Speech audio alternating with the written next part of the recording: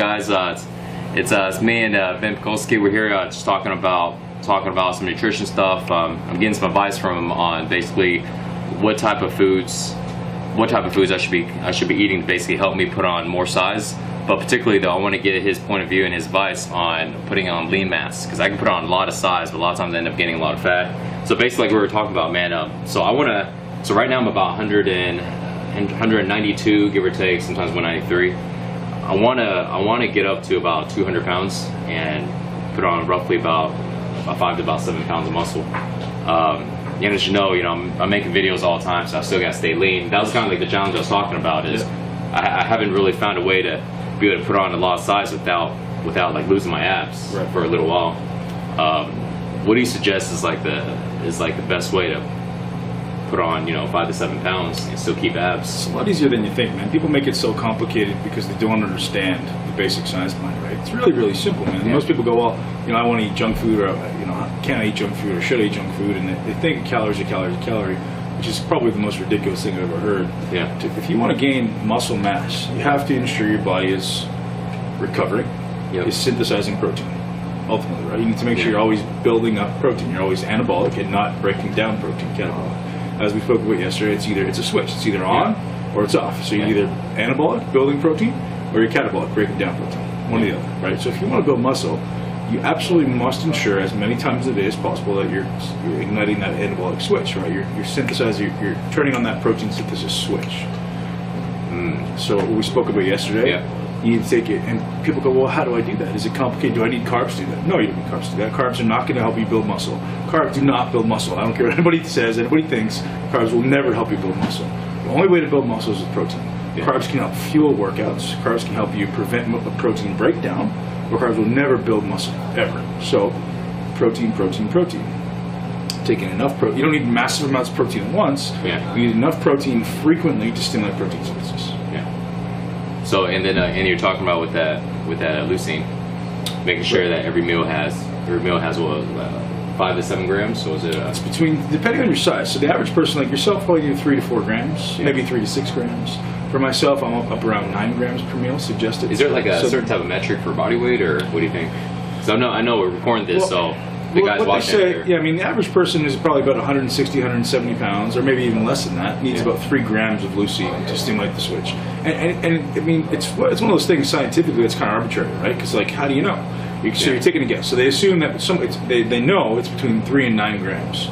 So take 5 for yourself, 5 to 6 grams. You're covered, right? It's not a bad thing to take a little bit extra. It's not going to hurt you.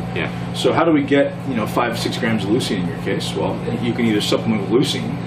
Great. You can supplement with branched chain amino acids, or you have to take in the right type of protein that has a certain amount of leucine. So the best sources of leucine are going to just be meat. Eggs are great, whey protein. The big mistake people make, and I've done this myself, is taking in vegetarian proteins. You have pea protein, hemp protein, rice proteins. They do not have, or even soy protein. It's terrible for you. They don't have enough leucine. So people are taking in 40, 50 grams of leucine or of protein, like, oh, that's what I'm going to take. I just had to switch to vegetarian protein. Awesome, but it's doing absolutely nothing to build muscle because it doesn't have the substantial amount of leucine. So either you supplement with leucine in addition to your protein powder, or add some BCAAs to it to make sure you get a leucine switch, because you do need the substrate protein there. You need the substrate amino acids, which is essentially just like a pool of aminos in your blood that must be there to ignite that switch on top of the leucine. So I guess for vegetarians, if they're eating all the different types of vegetarian protein sources, they can supplement BCAAs or just straight up leucine. Straight up leucine. But you have to make sure you have enough substrate in your system. Protein. Substrate just means like protein or amino acids floating around your blood. And so for normal guys like us that just eat regular meat, there's no really particular type of meat that's really good, because they all have different amounts of leucine. So it's been shown that egg whites or eggs and whey protein have a higher amount of leucine, so you need less to get the actual switch. But other than that, like fish, chicken, lamb, beef, whatever it may be, all has about the same. They all said to have about 9% leucine, somewhere between 8 and 9%. So I mean, eating a massive amount of protein isn't going to ignite the switch twice. It's all just on or off. Right? There's no is it going faster today than it was yesterday? No, it's either on or it's off. And we were talking about this yesterday, and you want to ignite that leucine switch basically every 2 to 4 hours. So that's what your body's saying it's anabolic. The more you can do it, the better.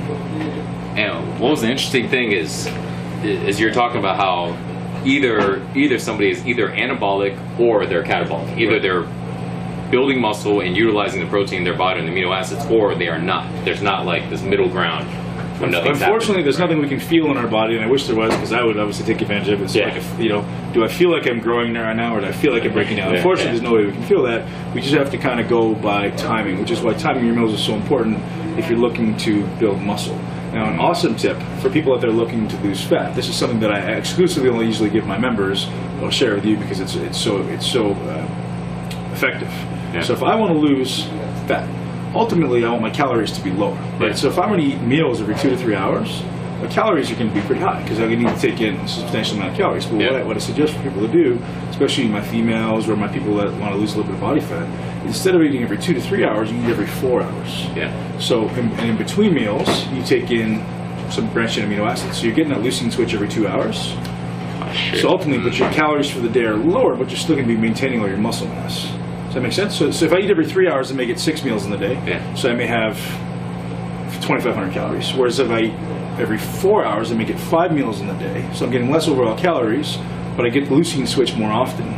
So I'm actually still going to get all that protein synthesis. Do you mind? I'm gonna explain that to the viewers watching it, and just correct me if I'm wrong. So guys, so basically what Ben's talking about is, in order to go ahead and lose fat and still maintain the muscle, because you lose muscle if your body is in that catabolic stage to where your leucine switch is not on.